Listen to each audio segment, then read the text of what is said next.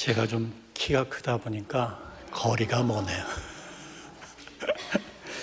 내릴 수가 없군요. 반갑습니다. 박수는 안 쳐도 돼요. 칠라면 확실하게 칩시다.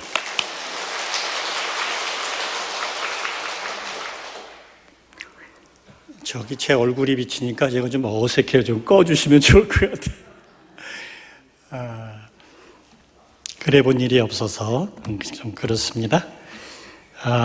함께 축복하고 말씀 나누기 원합니다.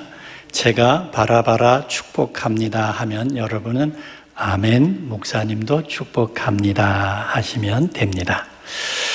예배하는 이 시간, 말씀 듣는 이 시간, 성부 하나님, 성자 하나님, 성령 하나님, 삼일체 하나님께서 여러분 모두와 함께 하시기를 축복합니다. 아멘, 아멘. 제가 어디서 왔다고요? 멀리서 왔어요. 제 마음대로 하고 가려고 그러는데 괜찮겠어요? 허락이요? 아멘. 허락 받았어요?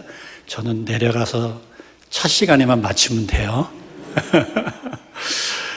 여러분, 하나님은 우리의 삶의 주어요 목적 또는 우리의 삶의 주체요 전부이셔야만 합니다. 이 같은 인식, 이 같은 확신을 깊이 뿌리내리고 그래야 이 세상의 파고 얼마나 요란합니까? 이 파고에 휘둘리지 않고 말씀한 대로 구원을 온전히 이루게 될 줄로 믿습니다. 여러분, 이 세상이 어떤 세상입니까? 세상은 갈수록 온통 자기의 의의를 세우려고 힘써 하나님의 의를 복종치 않는 세상 세대입니다. 세상만 그러냐? 교회 안에서도 그런 것 같습니다. 특히 저 같은 목사들도 예외는 아닌 것 같아요. 그래서 바울이 뭐라 했습니까? 이 세대를 본받지 말라 그랬죠. 말고 오직 마음을 새롭게 하고 변화를 받아 하나님의 선하시고 기뻐하시고 온전하신 뜻이 무엇인지 분별하라 했잖아요. 그래서 이 세대를 잘 분별하고 온전한 지식으로 하나님의 기뻐하시는 산 제물로 드려지고자 기도하고 몸부림쳐야 하는 그런 세대를 우리가 살아가고 있는 줄로 압니다. 저희 교회 이름이 광야교회예요. 그러다 보니까 종종 듣게 됩니다. 야, 이제 가나안으로 들어가야지 하는 소리를 듣습니다. 그러면 저는 에이, 아니지. 다시 광야로 나와야 할 때지 합니다. 어떻습니까, 여러분? 만나와 메추라기를 먹어야 될 것 같습니다. 예. 그래서 저희 교회 표어가 하나님이 기뻐하는 교회, 하나님을 기뻐하는 교회입니다. 19년째 떼지 않고 있습니다. 제가 부임해서 걸어놓은 다음에 다른 표 쓰지 않아요. 이것만 쓰고 있어요. 하나님이 기뻐하고 하나님을 기뻐하는 교회. 캐나다 토론토에서 영성 관련 학업을 마치고 첫 담임 목사로 이민교회를 잠시 섬길 때에 새벽에, 거긴 새벽 기도가 없어요. 홀로 기도하다가 받은 것입니다. 하나님이 기뻐하고 하나님을 기뻐하면 온전하리라 믿습니다. 네. 그리고 그 교회에다가 나 개인, 가정, 직장, 사업터를 넣어서 적용하면 됩니다. 하나님이 기뻐하는 남편, 하나님을 기뻐하는 남편, 아내, 자녀, 부모, 가정, 교회, 직장, 사업도 온전하지 않겠어요? 뭘 더 바래요? 예. 그런데 이거를 매주 이제 설교 때마다 이렇게 반복하는데 지나다 보니까 너무 좀 길어. 그래서 길다 생각하고 기도하는 중에 하나님이 그러니까 하나님이 주어잖아요. 그래 주어죠? 예. 그리고 하나님을 하니 하나님이 목적입니다. 그래서 하나님이 주어이고 하나님이 목적이다. 이렇게 지금은 외치고 있습니다. 이제는 주목하면 우리 교회는 다 알아들어요. 예, 주목. 예. 그렇게 지금까지 하나님이 주와 목적임을 강변하고 있습니다. 그렇게 외치며 기도하는 가운데 깨닫게 하신 것이 있습니다. 아, 하나님은 나를 수단이나 도구로 이용하시는 분이 아니시구나 하는 것을 깨닫게 하셨습니다. 하나님께서 나를 구원하시고 죄에서 그리고 세상의 그 무엇으로부터 얽매인 것에서 자유롭게 하시기 위해 친히 당신이 육신을 입고 오셔서 십자가에 죽기까지 당신이 나를 위해 수단, 도구가 되어 주셨다라고 하는 사실을 깨닫게 하셨어요. 그 후로 저는 작은 교회지만, 지극히 작은 교회지만 교회와 성도를 나를 위한 수단이나 도구로 생각 안 합니다. 못 합니다. 목적으로 생각하고 섬기고 있습니다. 그저 작은 능력으로도 주의 말씀을 지키고 주의 이름을 배반치 아니하고 인내의 말씀을 지킨 빌라델피아 교회처럼 그 인내의 말씀을 잘 지켜내기를 소망합니다. 여러분 이거 아세요? 초대교회는요 한 300여 년 기간 동안 전도 안 했어요. 그 시대를 연구해 보면 인내하라는 말이 엄청 나와요. 인내하다 보니까 그렇게 된 거예요. 예. 우리는 전도하면서 인내를 잘 못해. 여러분 인내의 말씀을 지켜내기를 소망합니다. 왜냐하면 주께서 장차 온 세상에 임하여 땅에 거하는 자들을 시험하는 그 시험의 때를 우리 주님이 지키심으로만 지켜진다는 사실을 인지하셔야 돼요. 내가 내 믿음이 이래서 뭐 지켜졌다. 에이, no. 주님이 지켜야 지켜지는 것이라는 사실을 반드시 새겨야 돼요. 여러분 생각해 보세요. 어제나 오늘이나 내일도 그리고 영원히 여러분이나 저의 영혼을 책임질 수 있는 분이 누굽니까? 누가 책임질 수 있어요? 하나님 한 분밖에 없어요. 삼위일체 하나님 한 분뿐이라고요.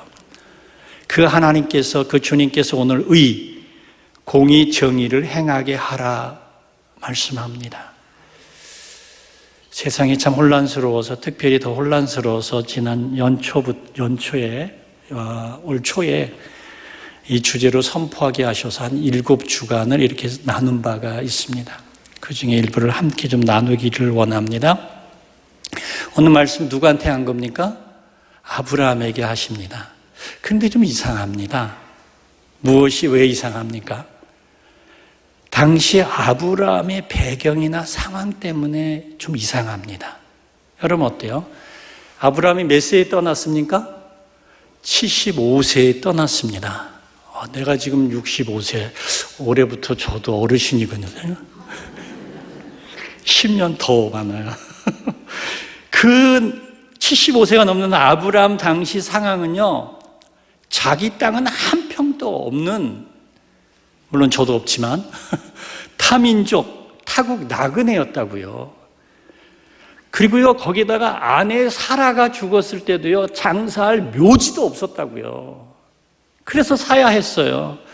그런 아브라함에게 하나님은 아브라함이 강대한 나라가 되고 천하 만민이 그로 인해서 복을 받을 것이라며 하시는 말씀입니다.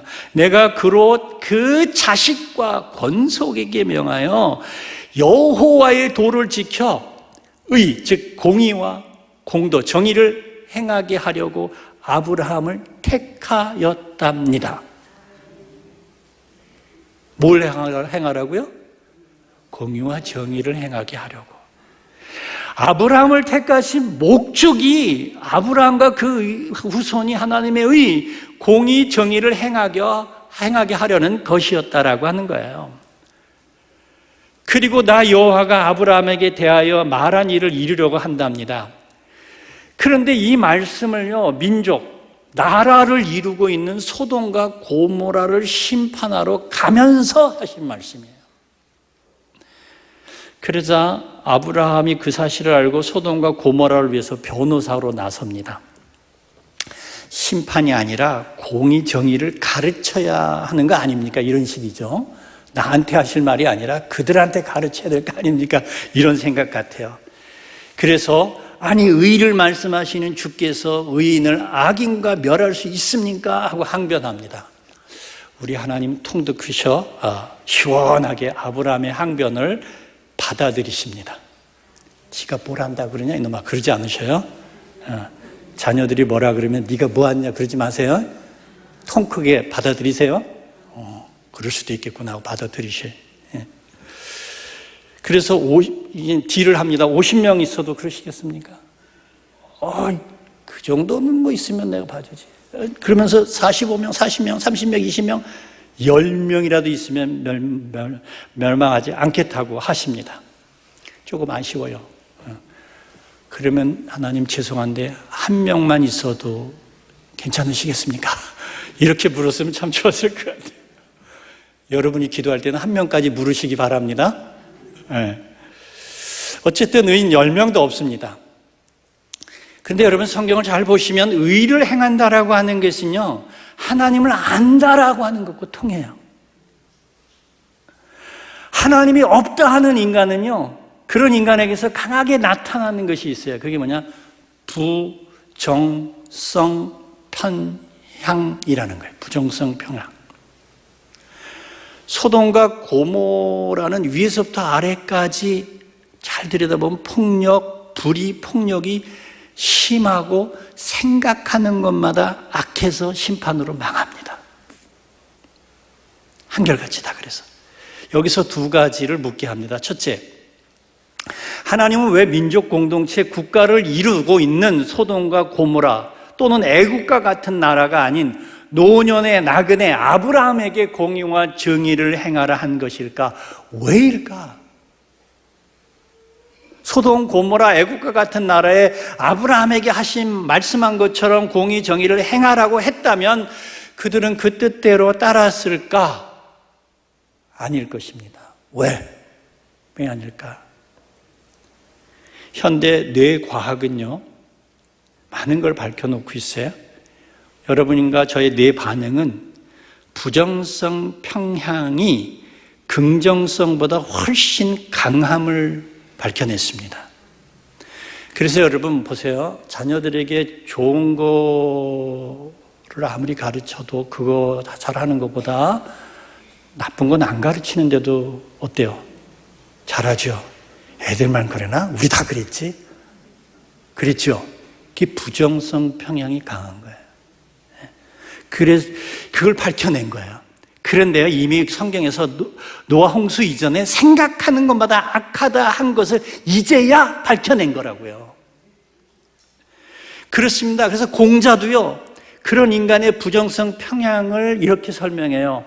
나는 덕을 좋아하기를 아리따운 여인을 좋아하듯 하는 사람을 아직 보지 못했다. 이렇게 표현했어요. 여러분, 이 부정성 편향을 이겨낼 수 있을까? 성경은요, 선과 의인의 삶, 자기 십자가를 지고 말씀에 순종하며 복된 자로 복되게 하는 삶을 사는 자는 믿음으로 그 부정성 편향을 이겨낸 사람들인 것을 보여줍니다. 물론 그것도 은혜지요. 그리고 인류의 덕이 되는 일을 이룬 위인들을 보면 이 부정성 평향을 이겨낸 사람들입니다. 쉽지 않습니다. 우리의 생각, 습관, 사고 방식이라고 하는 것은 예를 들면 네모, 삼각형에 이렇게 비유해 보면 부정성 평향은요, 선도, 진실도 그 안에 들어가면 네모로 만들고요, 삼각형으로 아주 그런 모양으로 만들어 버립니다. 네. 선과 진리에 따라서 변하는 게 아니라 그걸 변화시켜 버려요. 네. 그것을 뭐라 그러냐면 조금 고상한 용어로 프레임 또는 틀이라고 합니다. 오늘날 우리나라나 세계가 각 파당으로 갈라져서 자기 틀 프레임에 갇혀서 서로 적대하고 있잖아요. 예? 우판이 좌판이 보수니 진보만 있는 것이 아니에요. 연구해 보면 그런 것만 있는 게 아니야. 정신들이 없어. 문제는요, 잘 대화하면 선을 도출할 수 있습니다. 제가 유학해서 공부하는 가운데 Dialogue is Miracle이라고 하는 책이 있어요. 정말 그래요. 대화하면, 좀 시간이 걸려서 대화하면 풀려요. 풀어낼 수 있어요. 대화가 안 돼서 그렇지. 예. 그러다 보니까 자기 의를 세우려고 서로 비난하며 갈리치게 하고 있는 게 세상이에요. 여러분, 왜 그럴까? 왜 그럴까? 사천이 땅을 사면 뭐예요? 배가 아픈 것처럼 이 부정성 평양이 그 자리를 우리 안에서 따리를 틀고 잡고 있기 때문에 그래요. 예. 그것을 다른 말로, 우리 성경적인 말로 죄에 갇혔다는 거예요. 죄에 갇혔다. 거기다가 또 어떤 사람들이 있느냐? 이 부정성 장사꾼들이 있어요. 부정성 장사꾼들이. 이들이 나타나서 두려움과 증오를 선동하면서 경제적인 이익이나 정치적 이익을 챙깁니다. 그래서 세상에 음모론, 가짜뉴스, 거짓이 넘쳐나는 이유예요. 피할 수가 없어요. 저는 테레비 없이 살고 있거든요. 지금까지 테레비 없이 살아요. 스마트폰도 은퇴하면 던져버리려고 그러는데, 여러분, 컴퓨터, SNS, 유튜브 등으로 어느 때보다 그것이 심해지고 있어요. 분노 시대, 적대 시대라 그래서 그런 표현을 해요, 사역자들은.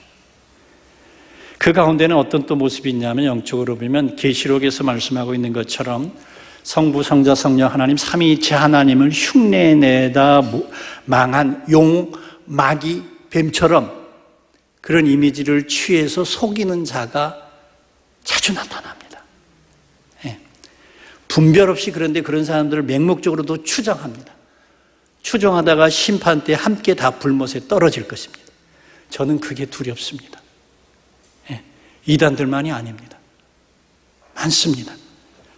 여러분, 그래서 성도 교회는요, 하나님을 주어로, 목적으로 진실, 옳고 그름을 분별할 줄 알아야 된다. 그 분별의 초점이 뭐냐? 공의, 정의라고 하는 거예요. 우리는 예수님의 말이죠. 뭐라고 말씀했어요? 예수님이 인자가 올 때에 무엇을 보겠느냐 하셨어요? 믿음을 보겠느냐 하셨어요. 자주 떠올리는 말인데요. 무섭잖아요. 인자가 오실 때 주님 다시 오시면 믿음을 보여야 되네. 믿음을 보겠느냐 했거든요.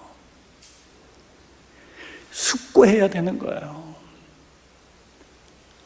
이제는 왜 주님께서 그런 말씀을 하셨는지 그 이유를 조금 알 것 같아요. 여러분, 성경의 참 선지자들, 구약 성경의 참 선지자들, 세례 요한, 그리고 예수님, 주님의 제자들, 바울, 그리스도의 그리고 주의 신실한 종들은요, 어느 파당에도 어느 권력에도 속하지도 기웃거리지도 않았어요. 다만 세상을 향해, 권력을 향해 진리, 하나님의 말씀, 진리를 대변할 뿐이에요.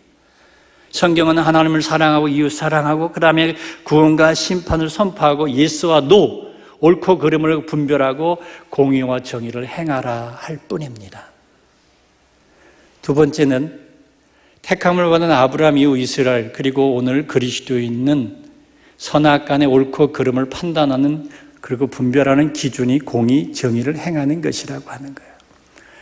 여러분, 성경이 몇 권으로 이루어졌죠? 66권이죠. 여러분, 어떻게 읽고 있습니까?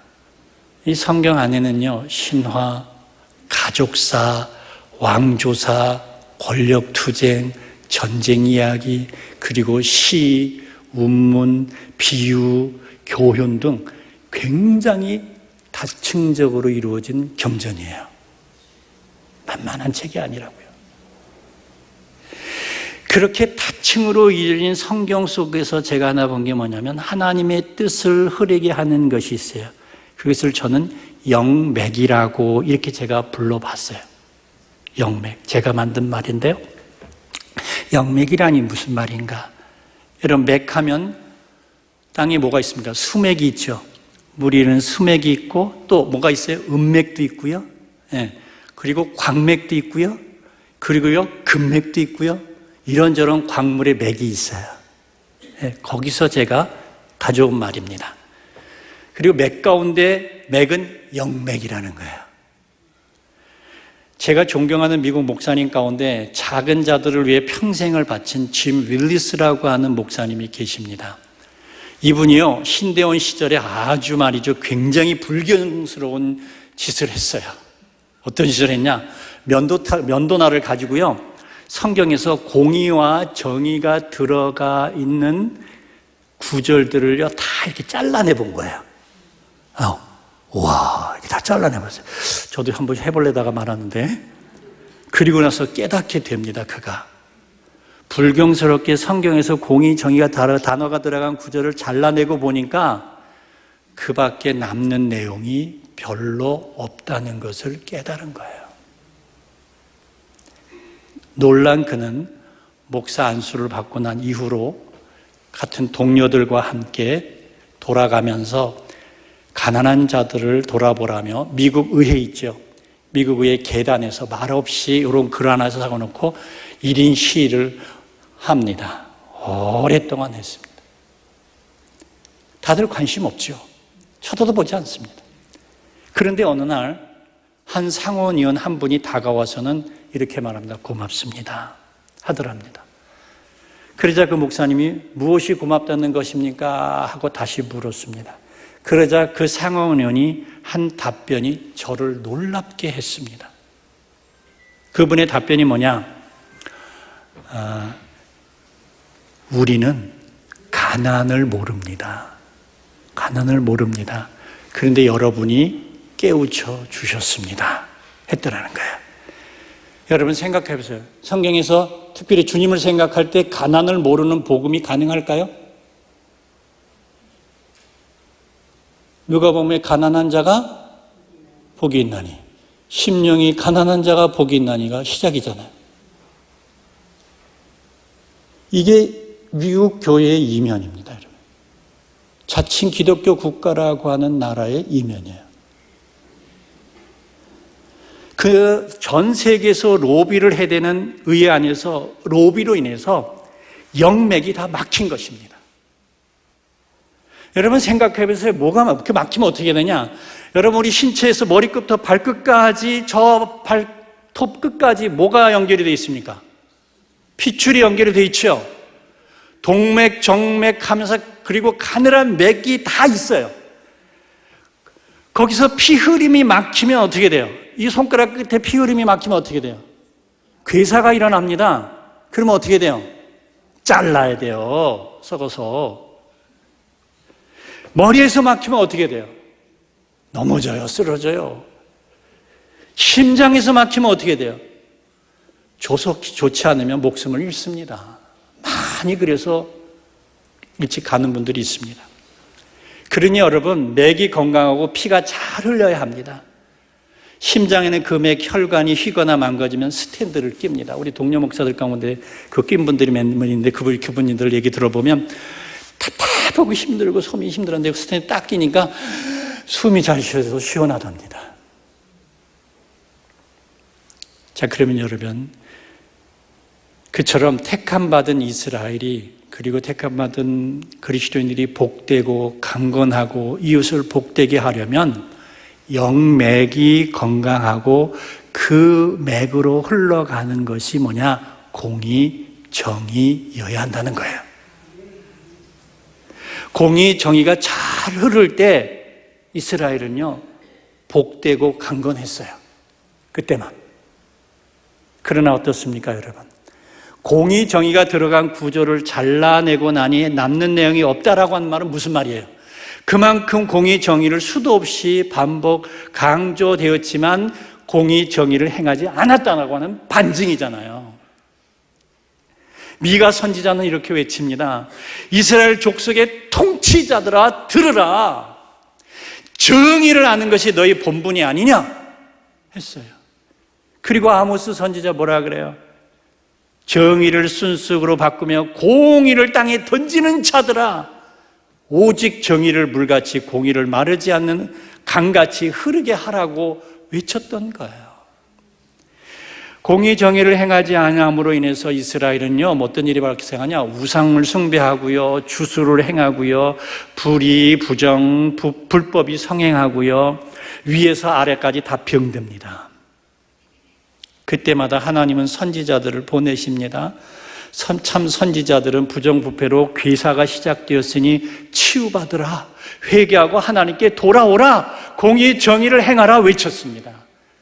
그러나요, 여러분, 한번 막힌 건요, 뚫어줄 때까지는 잘 안 뚫리나 봐요.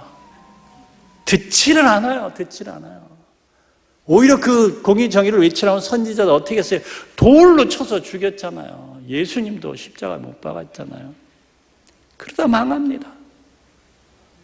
예수님 뭐라 그래요? 먼저 그의 나라와 의를 구하라. 그의 나라는 하나님이 아브라함을 통해서 이루려 했던 그 나라와 무관하지 않을 것입니다.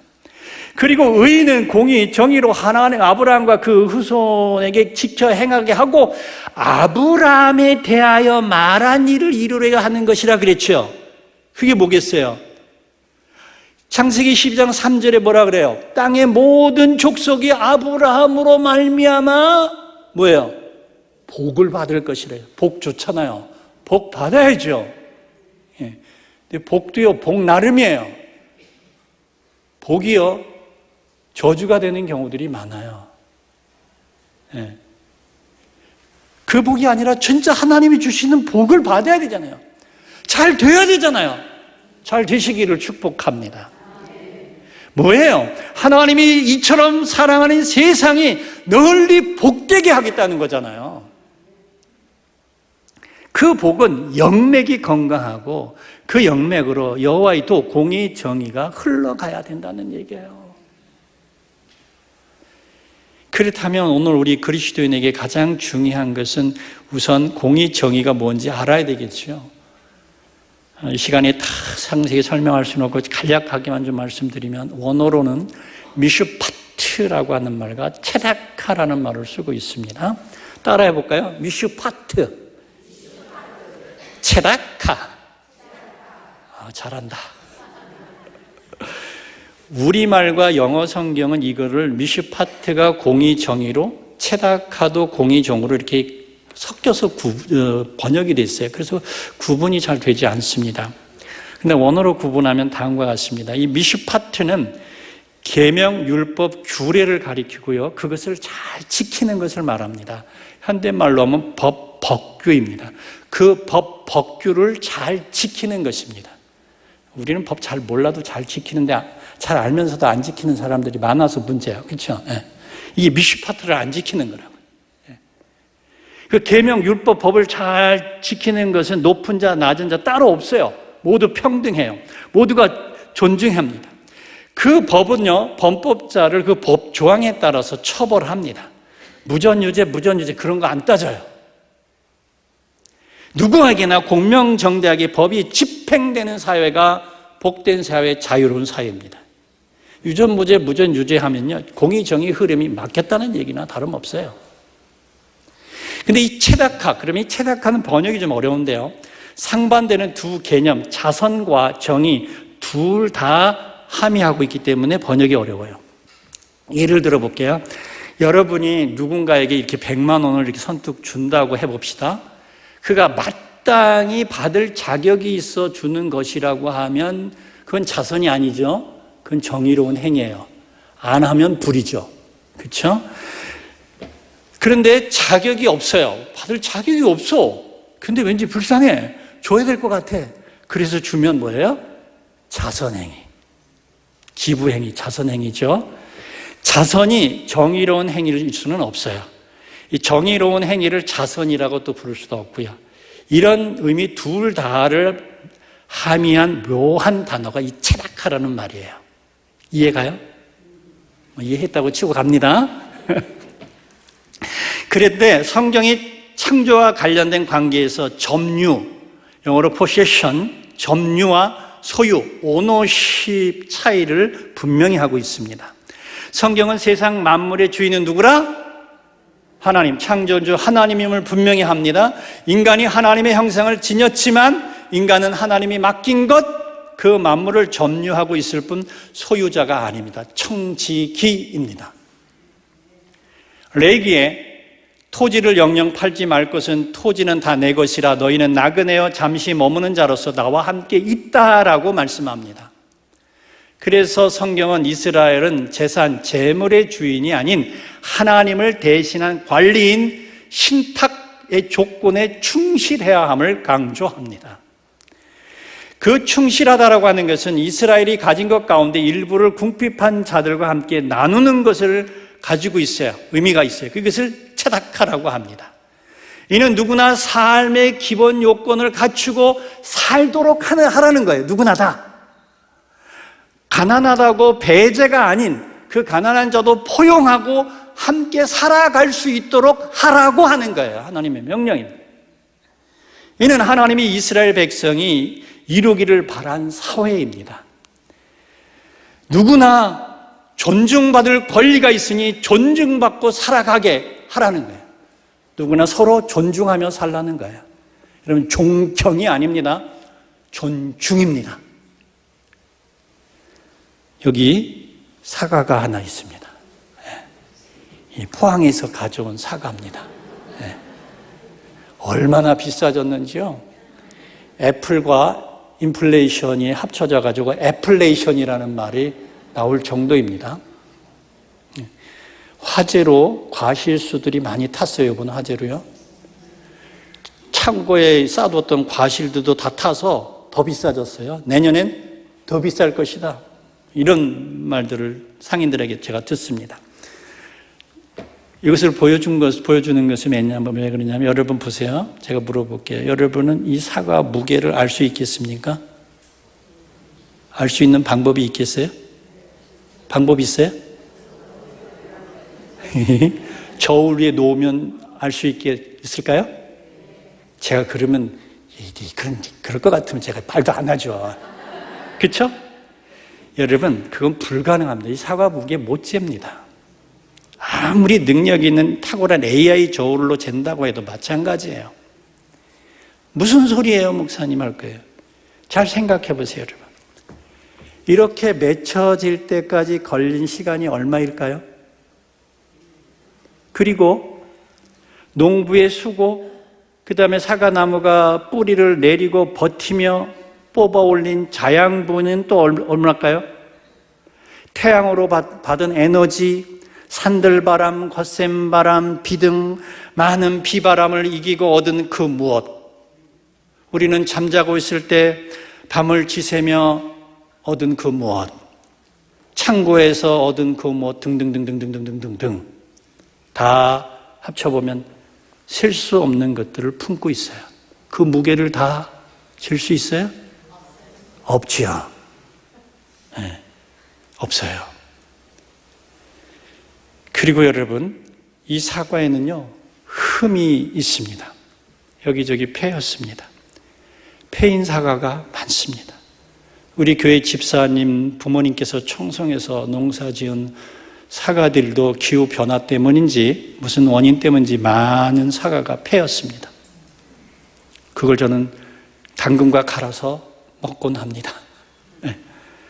농사 지은 분들의 마음이 어떻겠습니까?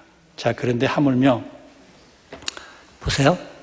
여러분, 자신 한 분, 한 분, 한 사람, 한 사람은 어떻습니까? 여러분, 한 분, 한 분이 살아온 삶의 무게를 누가 잴 수 있습니까?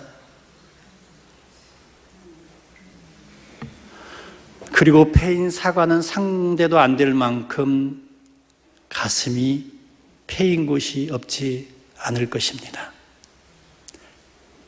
가정, 직장, 심지어 교회에서도 지나온 세월과 함께 패인 상처, 그 무게 또한 작지만은 않을 것입니다. 그 무게, 짐, 상처를 지고 이고 기도하고 말씀으로 살아온 인생입니다. 얼마나 존귀하고 존엄합니까? 다 존엄하십니다. 함부로 대할 수 있는 사람은 없다 이 말입니다. 그 존엄을 지키며 살아갈 사회를 세우는 것, 그것이 아브라함과 후손이 택함받은 이스라엘 백성이 건설해야 할 사회였다는 것입니다. 그 사회는 첫 번째로 이집트에서 겪은 사회, 짓밟히고 핍박받으며 노예로 살아왔던 사회와는 완전히 다른 사회입니다.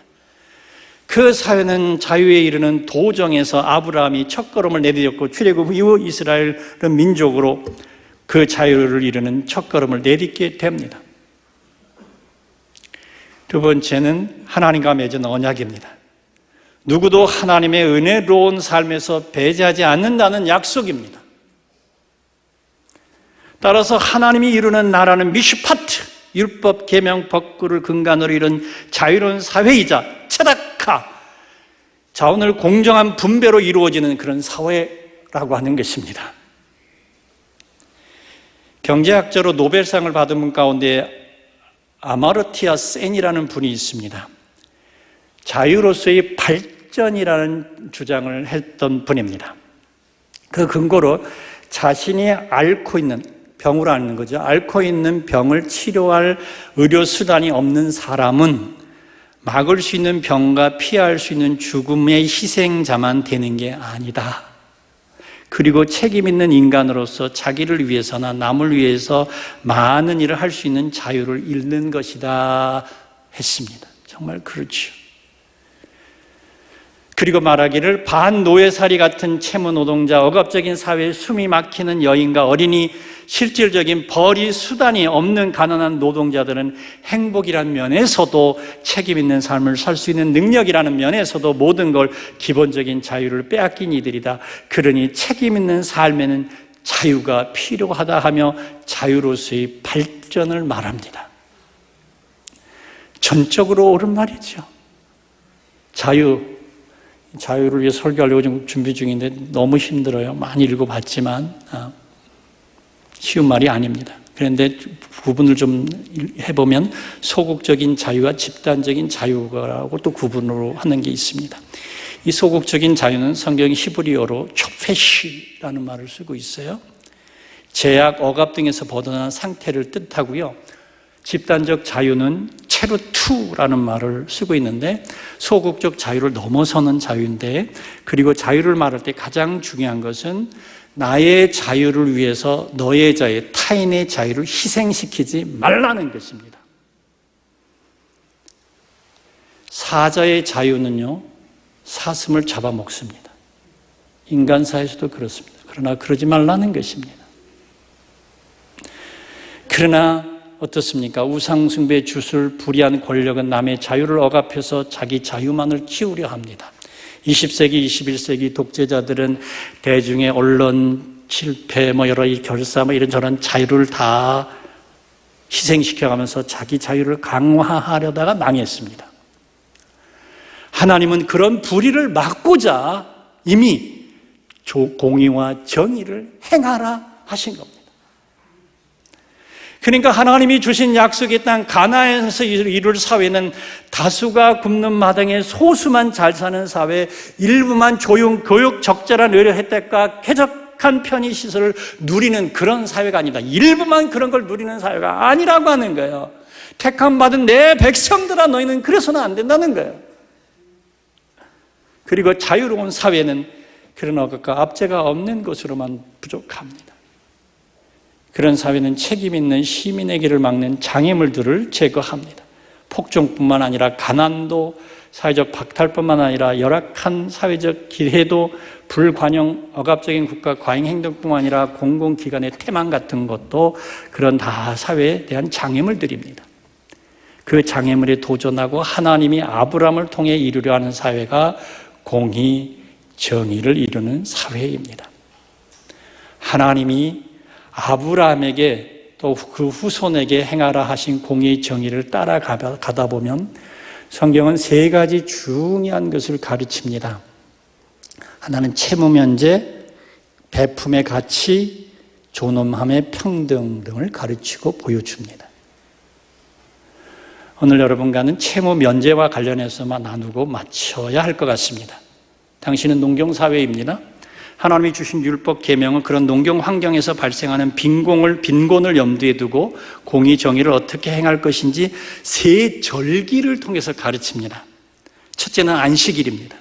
일곱째 되는 날에 일하는 것을 금한 안식일은 여러 절기의 뿌리가 됩니다. 그에 대한 근간을 레위기서 19장 9절 10절에 말합니다. 너희가 너희 땅에서 곡식을 거둘 때 너희 밭 모퉁이까지 다 거두지 말고 내 떨어진 이삭도 줍지 말며 내 포도의 열매도 다 따지 말며 내 포도에 떨어진 열매도 줍지 말고 가난한 사람과 거류민을 위하여 버려두라. 나는 너희의 하나님 여호와이니라. 아멘. 둘째는 안식년입니다. 7년 농업 주기로 제3년과 제6년은 수확물의 10분의 1을 가난한 자에게 주라 합니다. 신명기 26장 12절입니다. 셋째 곧 11조를 드리는 해에 내 모든 소산의 11조 내기를 마친 후에 그것을 레위인과 객과 나그네죠, 고아와 가부에게 주어 내 성읍에서 먹고 배부르게 하라. 아멘 말씀합니다. 그리고 7년 안식년에 경작을 금지했고 자생소산물은 가난한 이들에게 주어졌습니다. 출애굽기 23장 10절 11절입니다. 너는 6해 동안 너희 땅에 파종하여 그 소산을 거두고 7째 해는 갈지 말고 묵혀두어서 내 백성의 가난한 자들이 먹게 하라. 그 남은 것은 들 짐승들이 먹으리라. 내 포도원과 감람론도 그리할지나. 아멘 말합니다. 안식년을 들 짐승까지 포용해서 적용하고 있습니다. 빚 면제도 하도록 했습니다. 신명기 15장 1절 2절입니다. 제7년의 끝에는 면제하라. 면제의 규례는 이러하니라. 그의 이웃에게 꾸어진 모든 체주는 그것을 면제하고 그의 이웃에게나 그의 형제에게 독촉하지 말지니 이는 여호와를 위하여 면제를 선포하였음이니라. 아멘 말합니다. 그러나 어떨까요, 여러분? 잘 됐을까요? 전도서 7장 29절에 전도자는 내가 깨달은 것은 오직 이것이라 곧 하나님은 사람을 정직하게 지으셨으나 사람이 많은 꾀들을 낸 것이라 말씀합니다. 어린이 꾀는요 봐줄만 해요. 어린들의 꾀는 곤란합니다. 그 꾀를 부리다가 인간은 하나님의 뜻도 심지어 자기 살 길 복된 길도 차버리고 망하곤 합니다. 빚 면제에 대한 말씀을 갖고도 꾀를 부리다가 공의 정의를 다 차버리게 됩니다. 성경은 장께 부리지 말라고 경과 복을 말하기도 했습니다. 신명기 15장 9절에서 11절입니다. 상가 너는 마음에 악한 생각을 품지 말라. 곧 이르기를 7째 해 면제년에 가까이 왔다고 하여 내 궁핍한 형제를 악한 눈으로 바라보며 아무것도 주지 아니하면 그가 너를 여호와께 호소하리니 그것이 내게 죄가 되리라. 너는 반드시 그것을 줄 것이요 줄 때는 아끼는 마음을 품지 말 것이니라. 이로 말미암아 내 하나님 여호와께서 내가 하는 모든 일과 내 손에 닿는 모든 일에 내게 뭘 주시리라? 복을 주시리라. 땅에는 언제든지 가난한 자가 그치지 아니하겠으므로 내가 내게 명령하여 이르노니 너는 반드시 내 땅 안에 내 형제 중 곤란한 자와 궁핍한 자에게 내 손을 펼치니라. 아멘 말씀합니다. 하나님은 주기적인 채무 탕감을 통해서 다시 출발할 수 있게 하신 겁니다. 궁극적으로는 공동의 번영 널리 이롭게 하시고자 하는 겁니다. 성경은 내 하나님 여호와께서 내가 하는 모든 일에 복을 주시리라 합니다. 언제? 주의 말씀을 따를 때. 셋째, 희년입니다. 이스라엘은 A 지파를 제외하고 모든 지파의 땅이 분배되었습니다. 그러나 시간이 흐르면서 누군가는 흉작, 여러 자연재앙, 불의한 불운 때문에 생존을 위해 땅을 팝니다. 그 땅 회복을 위해 50년이 이르는 해는 모든 땅이 원주인에게 돌아가게 해서 조상의 유산을 되찾게 했습니다. 이것을 희년이라 합니다. 레위기 25장 10절에서 14절입니다. 너희는 50년 해를 거룩하게 하여 그 땅에 있는 모든 주민을 위하여 자유를 공포하라. 이에는 너에게 희년이니 너희는 각각 자기 소유지로 돌아가며 각각 자기 가족에게 돌아갈지며 그 50년째 해는 너희의 희년이니 너희는 파종하지 말며 스스로 난 것을 거두지 말며 가꾸지 아니한 포도를 거두지 말라. 이는 희년이니 너희에게 거룩함이니라. 너희는 밭의 소출을 먹으리라. 이 희년에는 너희가 각기 자기의 소유지로 돌아갈지니라. 내 이웃에게 팔든지 내 이웃의 손에 사거든 너희 각 사람은 그의 형제를 속이지 말라. 아멘 말씀합니다. 하나님은 택한 백성에게 경제적 평등과 정치적 자유, 즉 공공선을 이루게 한 것입니다.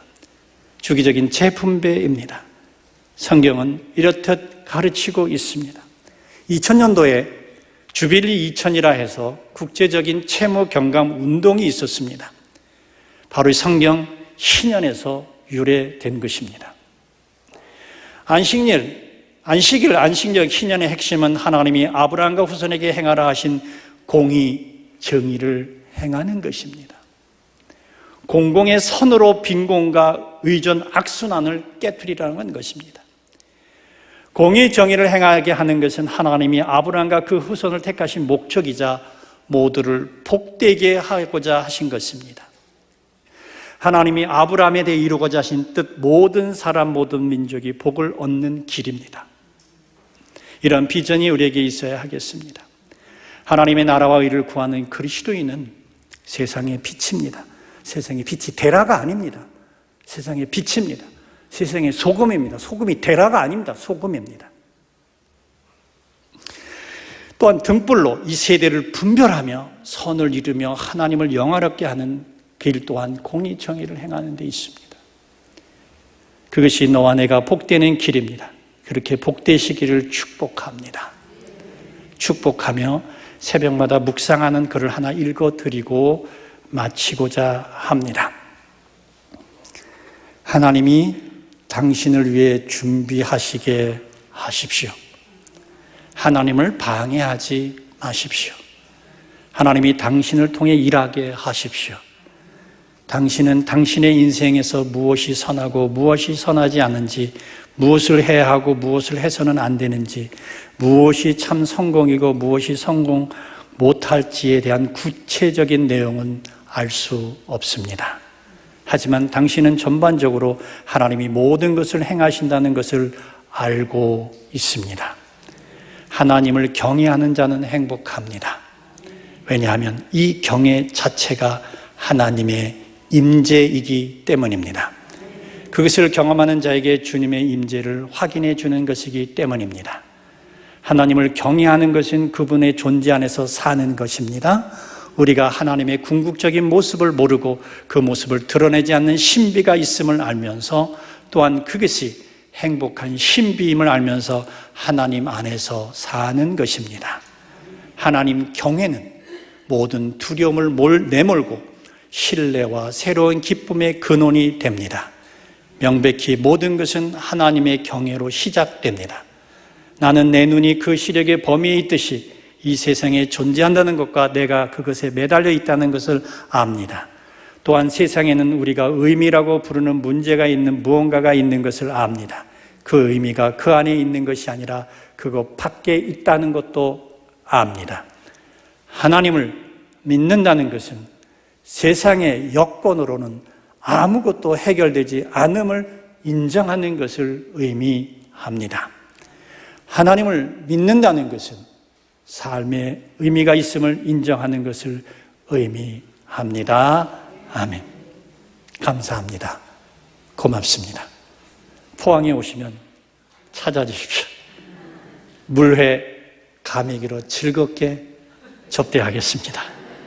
부디 하나님의 의, 공의, 정의를 행함으로 복되시고 복되게 하시는 여러분의 일상, 귀한 교회 성도 여러분 모두이기를 주님의 이름으로 간절히 축복합니다. 아멘. 기도합니다.